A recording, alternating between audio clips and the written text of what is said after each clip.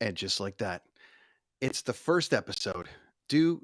Will, the Story of People podcast. As you guys are well aware, there's been a journey of mine through the Brenton on Tour podcast and some of the other appearances that I've been doing over the course of the last couple of weeks to try to uh, let everybody know about where this path of mine is going. And I want to keep telling stories of people. I love the story of people. I'm fascinated by the story of people. And there's no better person to kick this show off than one of my favorite people, Tara Slone. Hello, welcome. You're number one. Oh Thank my you. gosh. I am so honored.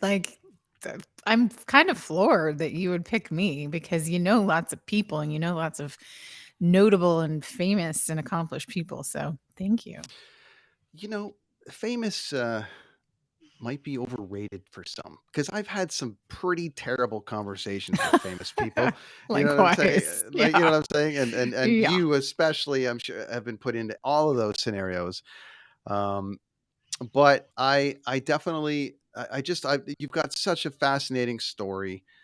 We've been trying maybe over the course of the last couple of years to figure this out, with the old show of mine, but I just think that it lends itself to this show. And when I was thinking about launching this show, I actually internally I manifested, but I'm like, I'm gonna launch it with Tara. It has to be Oh, her to start the whole thing off because I just that's I so just nice. love the journey that you've taken. And we had an opportunity to hang a little bit this summer, and I'm just like, it's the right thing because you've done some great stuff. So Thank welcome you. to the show. Yeah. I love the look of your brand new podcast studio there. It looks awesome. and Making the best of anyway, what I got here. Yeah. happy new year and all the rest of it. We'll get into all the other stuff, but how are you? How have you been? How are the holidays? All the rest of it. I'm good.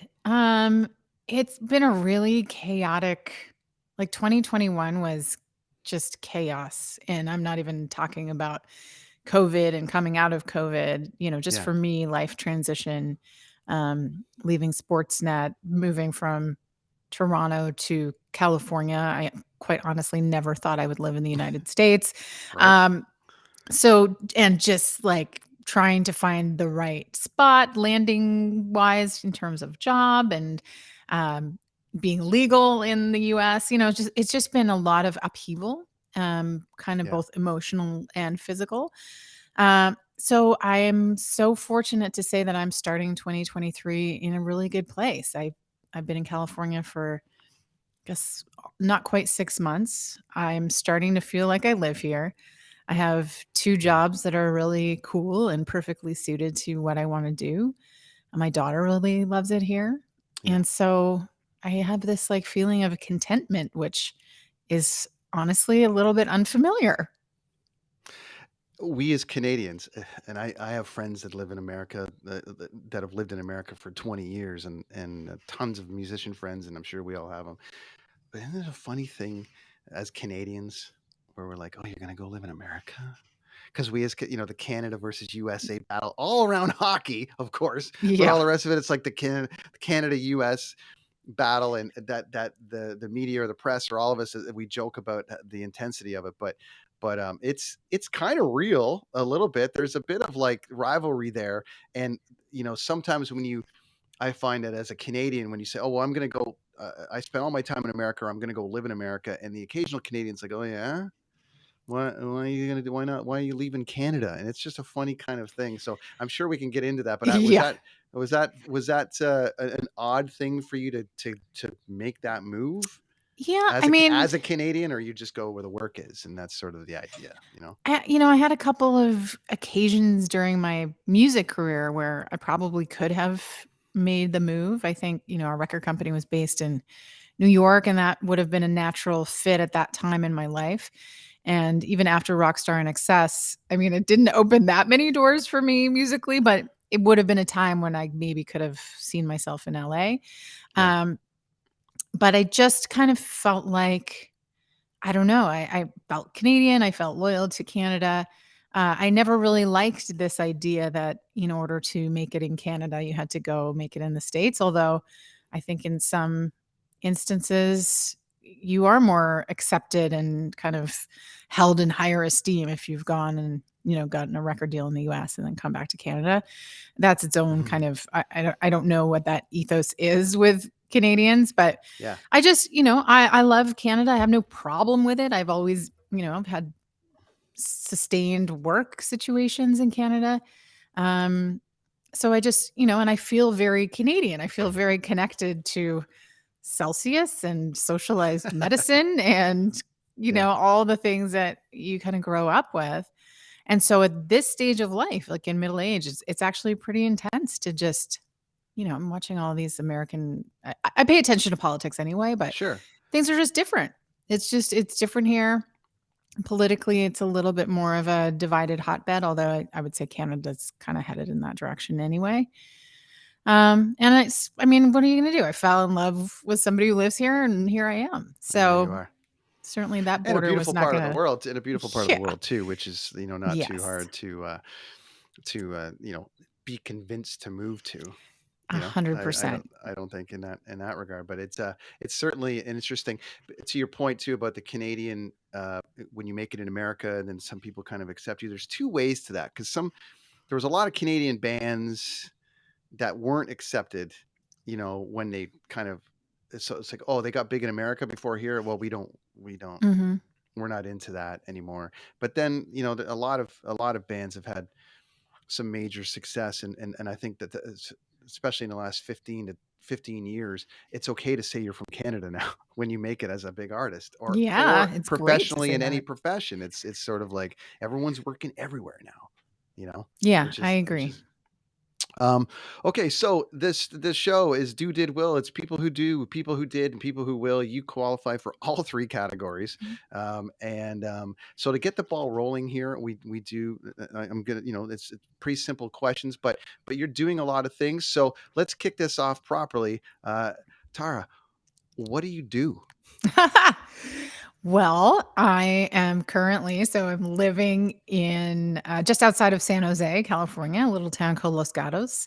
I managed to find myself with a couple of positions, both involving the San Jose Sharks. So I host a podcast called The Undercurrent. I also do some video content and some other stuff for the Sharks organization themselves.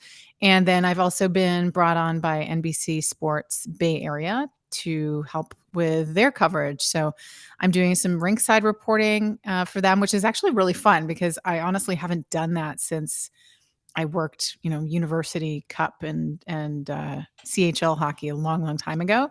So that's been fun, and I will fill in some hosting capacity a little bit later on in the season. So it's a little bit of a mishmash of a lot of stuff, and that in itself is really fun for me because it keeps it alive and interesting, and this is an interesting hockey market. It's not like any Canadian market. Obviously, hockey is not the number one sport here. So the organization, the Sharks, are really focused on growing the game. Yeah. And for me, that is just about unearthing stories and telling them. So it's a it's I a like great challenge. your show, with your last guest, and he was talking about how there wasn't really a local team to cheer for.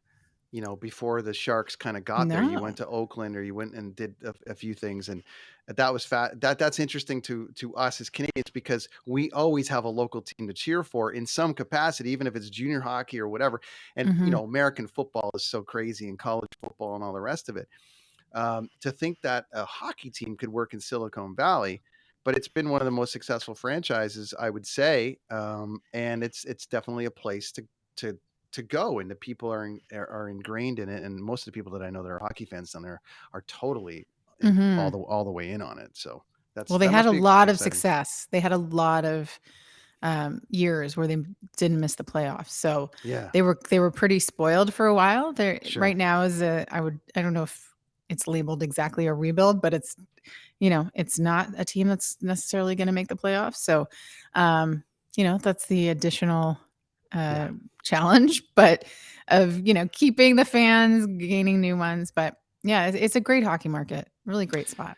You were talking about ringside, and you've done a little bit of it before, but did this come out as a byproduct of of the gig at the San Jose Sharks, or was it one of those things where it kind of you added to it, you went seeking for it, because that's a different gig as well, right? Yeah, you know what? I had been in contact with NBC Sports here, a woman named Devin Fox and a guy named Sean Madison, who have both been my absolute champions. And it's almost, I mean, the job was actually kind of created for me because they knew I was coming. They haven't traditionally had a reporter rinkside. They have, you know, what their color analyst will do the interviews with players between periods, and that's still the case. So they really created this position for me where I'm, you know, I'll do an interview with an alumnus. I will Yeah, tell stories kind of punctuated through the game, and you know, some other kind of just less, you know, X's and O's hockey related stuff. Um, and I, you know, I'd like to think it adds just another dimension to what is already a great broadcast. This is a world class group of people, but yeah, they knew I was coming, and they that's kind of amazing. just kept my seat warm. um we're going to dive a little bit into the journey to get there, but obviously the hometown hockey side of it and telling stories, which is another reason I need to just say like why I thought you'd be perfect for this, because I loved what hometown hockey did, and the fact that you guys were telling these stories of these small towns and some of these great stories, and it's in essence it was a live podcast every Sunday. It was awesome to Mm. watch, and I thought you would be great to kick this off with this, and the, that training helps to go into the NBC thing, but is it sort of a throw things against the wall? Is it prepped out in like a real good media show? Like how much work are you putting into that that gig? Because I don't know if anybody really understands what would go into this gig. We see everybody Yeah. doing courtside, field side, rink side, but what goes into that gig for you? You know? It's you gotta do a lot of digging, and, you know, I work really closely with Sean Madison, the producer, and, um, you know, some games are gonna be easier than others, like, storylines emerge, like our last, show before the holidays, you know, there was that kind of was easy with some holiday themed stuff and talking about the last day that NHL ever played on Christmas Day was actually the California Golden Seals. So it's just stuff like that was emerging. Other times that, you know, you got to dig a little deeper, and I'm just constantly keeping my eyes and ears out for stories and things that would be of interest to the audience. Yeah. And here, I mean, quite honestly, you know, with hometown hockey, we would go into a market, and, you know, there was a local organizing committee and people knew we were coming, and hockey's just part of the fabric of the country. So, I mean, we had, you know, we always said like we had an embarrassment of riches. Our cup ranneth over because we had so many stories we could never fit them into our broadcast.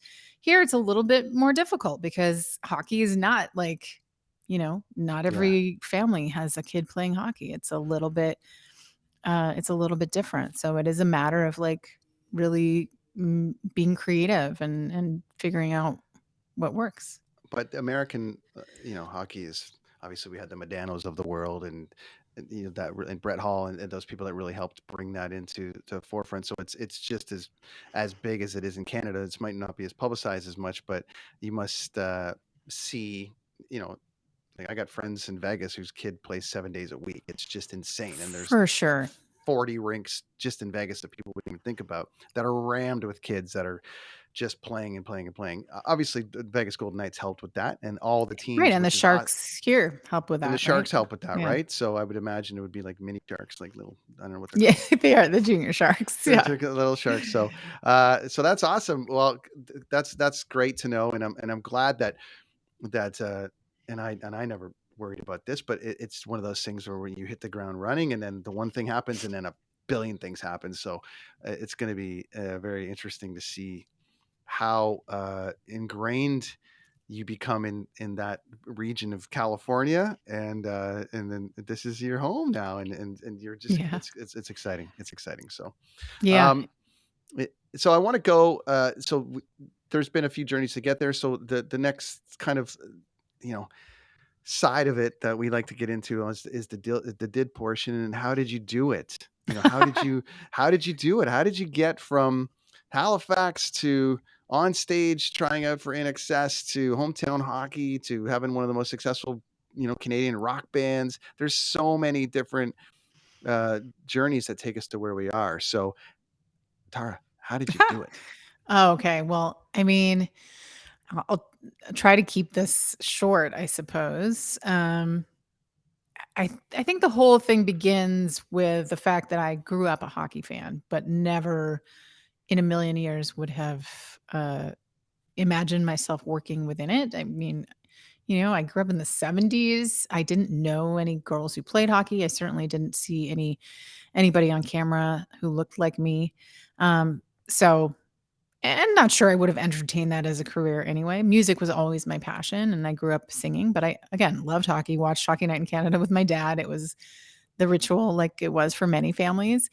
Um, so, I studied music all through school. I worked at Sam the Record Man. That was my part-time job. I studied classical voice. That it turned out I did not have the discipline to pursue that. I went to theater school and then found myself yearning for music again. And so I had lived in Montreal, moved to Toronto to pursue acting, but just missed music. And so ended up finding an ad in Now magazine Wow. looking for a singer, and I answered it. I was looking for a rock goddess actually, but um and so I called and I met with Tony and Tom and Thomas, and that was in 1996. And we clicked right away. And within less than a year, we had signed a record deal with Tommy Boy Records out of New York City. Um, Which you know, was a big deal for a Canadian act, by the way. yeah, I mean, that's the thing about this sort of America versus Canada.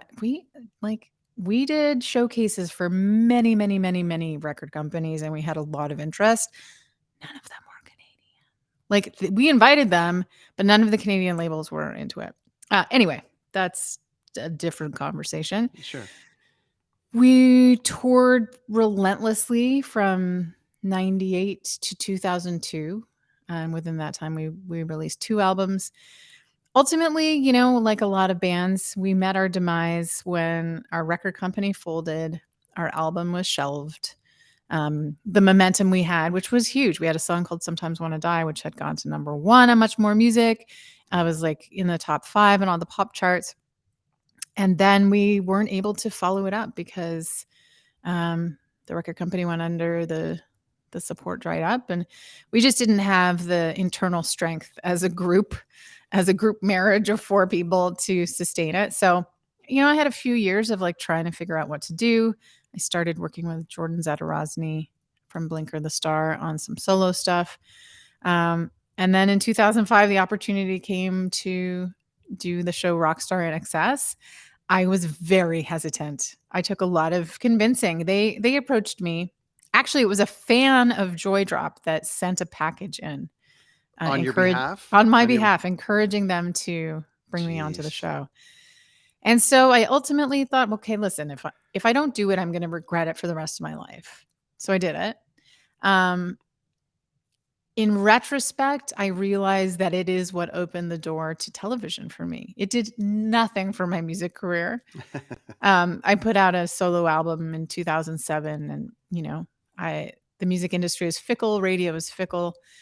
I loved the album that we made, but it didn't have any traction. So it was disheartening from a musical perspective. But what happened after I got kicked off Rockstar in Excess was that I was starting to get requests from all of these like radio stations and Entertainment Tonight Canada and eTalk and stuff like that. And so I started to get TV experience.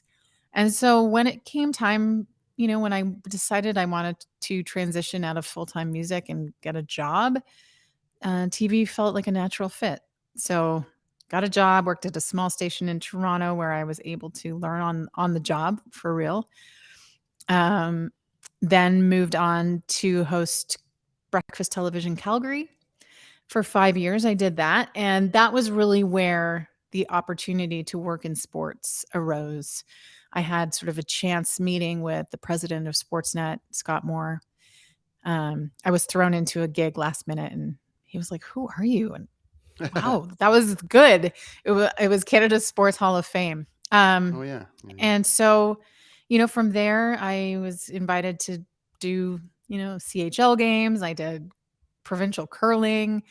I did all kinds of weird stuff. I did like a soccer game. I did bobsleigh, just whatever I could do. And then when hometown hockey, I remember getting the press release across my desk at BT, and it basically said, "There's this new show. It's going to tour across Canada, telling stories of hockey heroes and local hockey, um, you know, organizations, and it's going to be hosted by Ron McLean." And I thought, well, that's for me.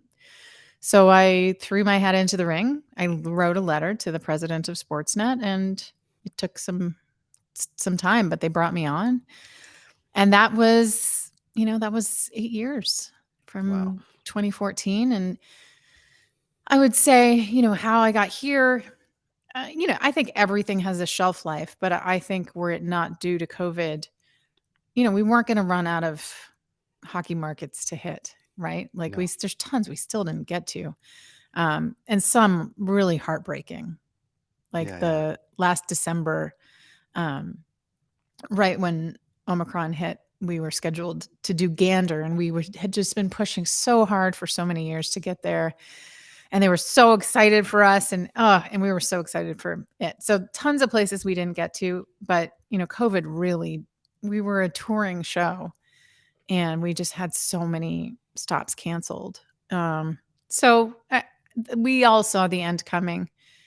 And Which so, is which is tough. That's because it was such a unique but cool vibe. There was that Sunday game, and you guys would, and if you've ever been to like a hometown hockey experience, I mean, you guys were here in Langley, and it's great. You take over the city, it's like it's a whole thing, and mhm, it was really special to watch and to see that in motion. And I think it really shined a light on it was a very Canadian show, and I mean that very. respectfully. I Oh, mean that yeah. respectfully. I mean it was one of those things where it's like we need something that you and we grew up on, where we used to get these features of like things, and I find that went away, and I found that hometown hockey really Mm. brought that feature of these small towns back.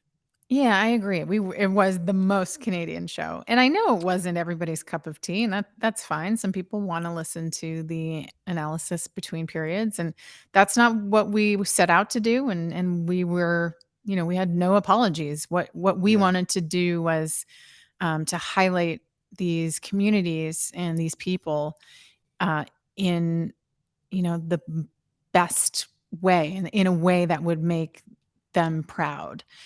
I remember at the beginning, like Ron would sometimes, he would list off these names that were like, talk about people from the local hockey organization, and he'll list like 5 names. And I remember thinking to myself, like, Ron, like nobody knows these. It's like, that's minutia, right?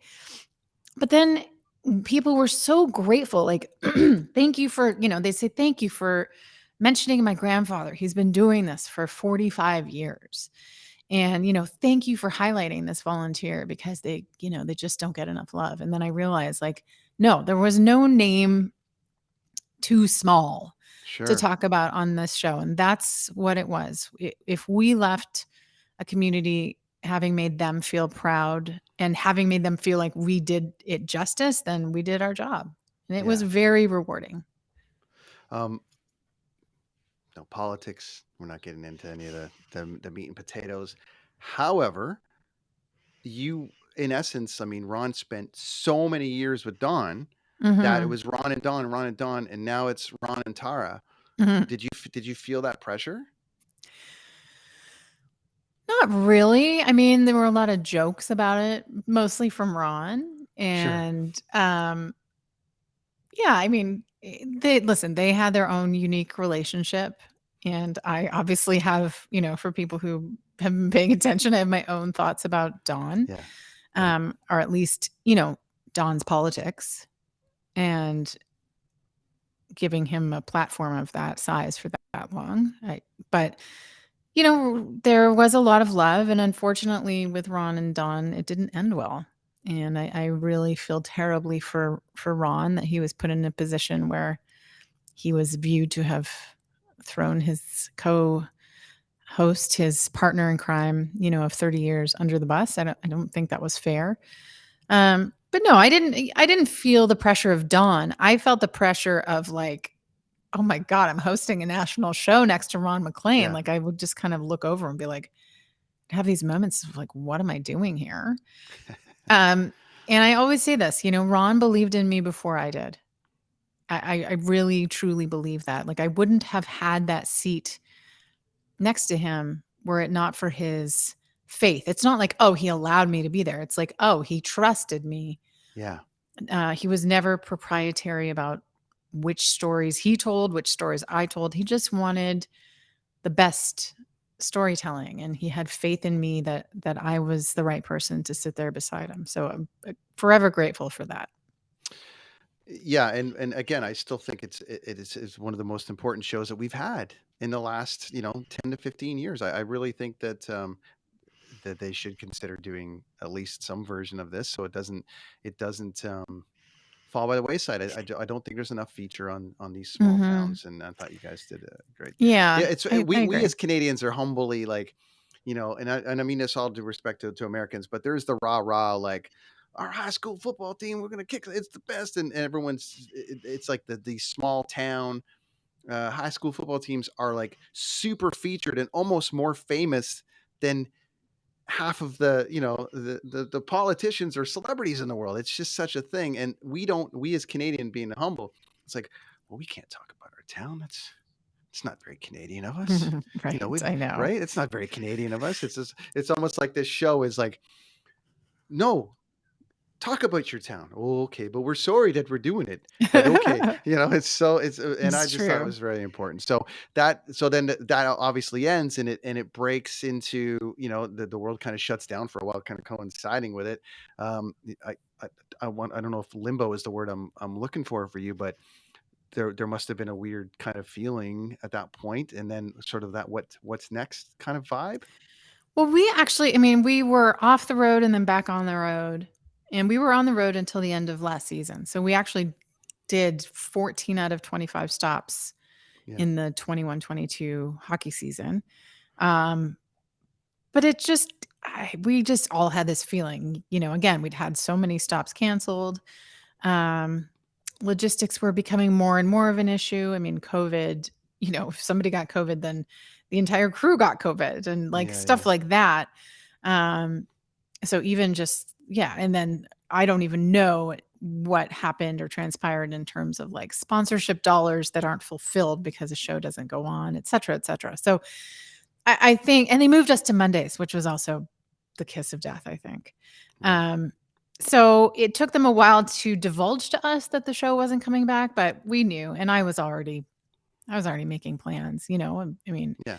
my relationship is, going on a few years at this point, and so I was ready, but I wasn't ready for like how it would feel. Like it wasn't like the rug was pulled out from under me because I knew, but it was just sad. It was sad as hell that this chapter was concluding. Creative people get sad when the things that they're creating potentially end. And I think that, Yeah. that would be with, I know you still play some shows and do some things, but there had to have been, we all move in different directions. As you said, you came out of NXS and the thing, and now you're on TV and you're like, okay, I guess I'm not doing the music thing now. I'm going to do this. And I always Mhm. wanted to be in a band, but but now I'm running concerts. You just go where it kind of takes you. Um, so that's it's an interesting kind of journey that we all go on, and it presents all these different things, but it's now led you to here, and I think that's very interesting that the broadcasting side of it, would you say, is almost dominating now, right? It's the music, it's more than the Yeah. music, I guess, at this point. I I mean, Yeah. I'm sad to say that I barely picked up my guitar. I haven't really been doing music, and I don't, I think Joy Drop, it's our 25th anniversary of our first release of the release of our first album, Metasexual, is 2023. So I'm hoping we can at least figure out one show this summer. Uh, Um, but music, I don't know anybody here. So it's not a big part of my life right now, which is sad because I think about it all the time. Um, but yeah, it's the broadcast side, it's the media side. But wrapped up within that for me, it's it's also like the growing the game side of it for me, Mhm. making hockey a more equitable space. Like what I do media wise is all imbued with that. For me, that's like the my kind of raison d'être within hockey. Well, you're it's it's an important space. I'm a and I think people need to add Tara to all your socials because you're also a massive proponent for women's rights within the sport, and you've been very vocal about all the problems within the culture. And hockey will get centered out because we're talking about it, but it's all sports. I think hockey culture has been it needs a change, and you've been extremely vocal about that. Um, so I commend you for that side of it. I think it's amazing. I want to take this into, what will you do next as part of the will section of this show? Obviously, we're talking about the podcast that you have, but let's go. Let me go to the things that you're fighting for, and are you adding that to this next phase? Like you're going to continue to fight forward while you're doing this content and all the rest of it. What's next for you? Yeah, I mean, right now, I don't know. This is a bit of a transition season for me, so I'm kind of, I think within the Sharks and NBC, we'll see what works and what doesn't leading into next season. So far, everything's feeling great. I mean, I'm trying not to bash people over the head all the time. I'm just trying to be inclusive, and I do on social media bash people over the head, but my podcast, I'm just trying to be inclusive. I'm just trying to make it more than one thing. I'm trying to make it a representative space. Yeah. And same with the features that we're shooting for the Sharks, and same with whatever content I bring in for NBC. So that way, I'm just doing it by being representative. It's not like, um, yeah, it's not that subversive. It's just kind of being inclusive.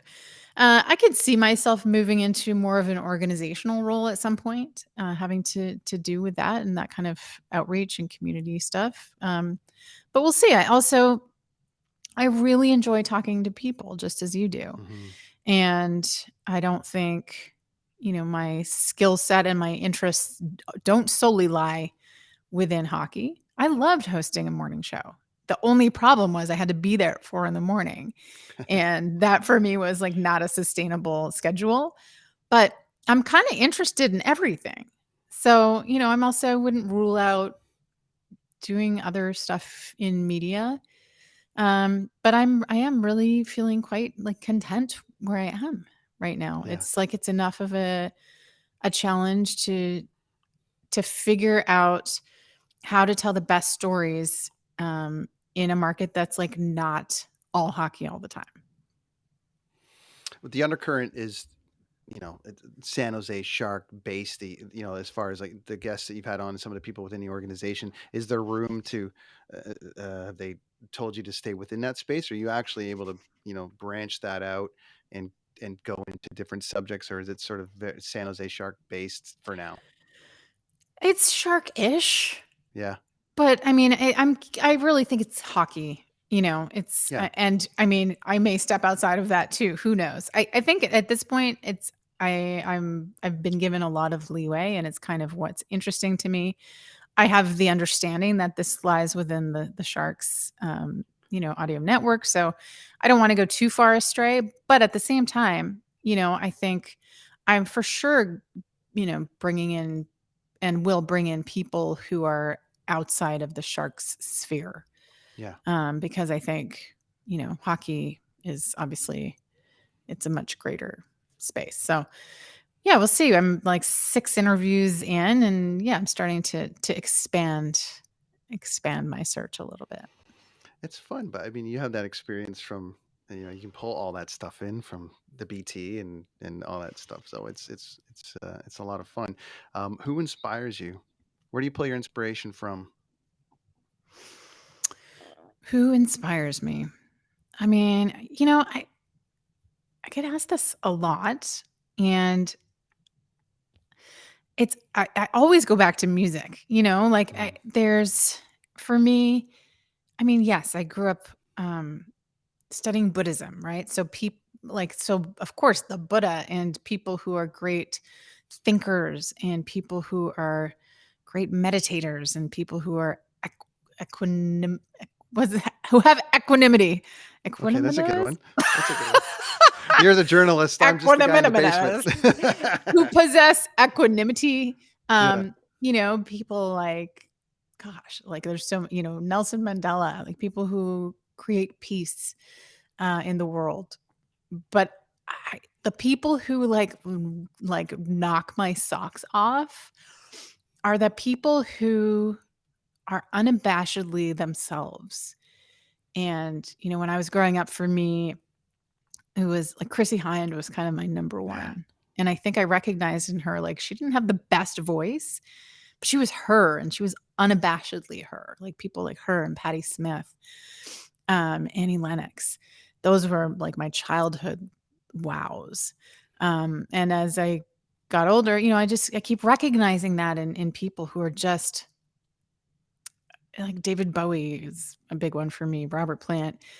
And I don't think I knew it so much early in the early days of the Tragically Hip, but watching Gord Downey on stage and then seeing his journey as he Mhm. confronted and contemplated his mortality, Yeah. like I don't think that there's anybody who has been less afraid of being themselves than Gord Downey. So that's a funny like inspiration for me because I wasn't like the hugest Tragically Hip fan. I appreciate them so much, but watching somebody like that, somebody like David Byrne, like somebody who just like It's just funny they're with the hip just because themselves. it's funny with the hip because the hip were polarizing from the standpoint of you were either in or you were not. And I unfortunately what when Gord had to go through the cancer and announced that it was basically we started getting the feeling that it was going to be the end and him embracing it. Um, People that weren't all of a sudden were, and I know it's a sad thing from the standpoint of like, well, now Mhm. you like him just because of this, but I go the other way. I'm like, no, I think that you're seeing the brilliance that was Gord and is Gord happening in real time, that Mhm. either A, the fans already saw, or B, you just didn't realize it at the time, but now you're seeing it. And I think it just embraced a country, like it took over a country, and I haven't seen anybody have that effect in a long time. And I was going to ask you about the Pretenders because they played the Taylor Hawkins thing and the tribute show in Wembley, and it was like, that was another scenario where the music industry and everyone came together, and there's only a handful of people around the world where that could actually do this, Mhm. and Gord for Canada was is like he's the mayor, you know what I mean? And that was a tough one to watch happen in real time. But But it's also, yeah, I think it's, in Buddhist teachings and probably in many disciplines, it's a blessing to be able to face down your death. It's like it's because you have the opportunity to confront it. Like death that comes without warning is different. And yeah, so, but Gord did like if anybody could die perfectly, he did because he just, by all accounts, he became just even more fearless than he already was. yeah. And then, on top of it, his drive and devotion with the Cheney Wenjack project and just his push to the government. I mean, it just was holy shit, man. Like He went out that swinging. that's a hero. To me, that is a Yeah, hero. And it is, people like that. But I'm also, I think so it's like not so much though the famous people all over the place. As you said, like some of the like there are lots of famous people who are dull. Um, I've been so lucky to crisscross the country and do lots of interviews with people who are like who whose names you'll never know, but they work to make other people's lives better. And so I draw my inspiration from yeah. like those people in those moments. You live in one of the most outdoorsy places on the planet. So how you find balance now? What are you doing to balance everything? Well, that inspires me for sure. I mean, we've had a crazy uh well, last week I wasn't here for all of it, but we've had some really stormy weather. Yeah, The most rain I think they've had in this part of the world since like the 1800s, and there's more to come. So it's concerning. But right now I'm looking outside. It's sunny. It's about 14 degrees Celsius. It's become quite green here because of all the rain. In the summer, everything's kind of yellow, but here it's really green. And so I've been making the most of, hiking in the redwoods, and yeah. there are lots of mountains, and there's the ocean about half an hour from me. So That's it's my God's That's what country. oh, I love I mean, I'm a water baby, so it's gotta happen. It's gotta happen Yeah. as much as possible. I find water wherever I can, and, we live out here on the West Coast, so it's a little easier for us. It's great. So, Yeah. No, um, I'm super lucky.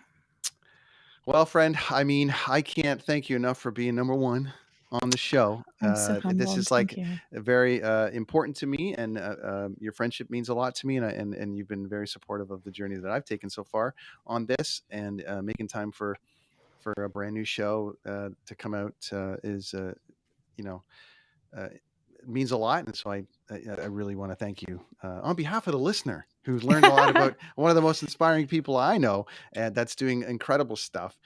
Tell us a little bit about where everyone can find you online, a little bit more about the show, and then and we'll wrap up here. Well, okay, since that's up, that photo, the undercurrent, is available anywhere you get your podcasts, and we're aiming for weekly-ish. And so, yeah, that's really just people that I find compelling in and around the world of hockey, not strictly in the Bay Area. So that just keep checking for that, and check the Sharks YouTube page. But of course, I put everything out on Twitter and Instagram. I'm not on TikTok. I just can't go down that rabbit hole. So at Tara Slone, TaraSlone, as you can see on your screen. And that's it. I'm really easy to find. And easy to follow, easy to listen to, and when you once you listen to her, you're gonna be like, she's my new friend because you have such a appealing way. So I can't thank you enough again. And to everyone listening at home, please make sure that you follow along on her journey because it's starting again. The journey has started again for her. There's a new world for her in California, and I couldn't be happier for you. So uh, hopefully you'll come back down the road and we'll talk.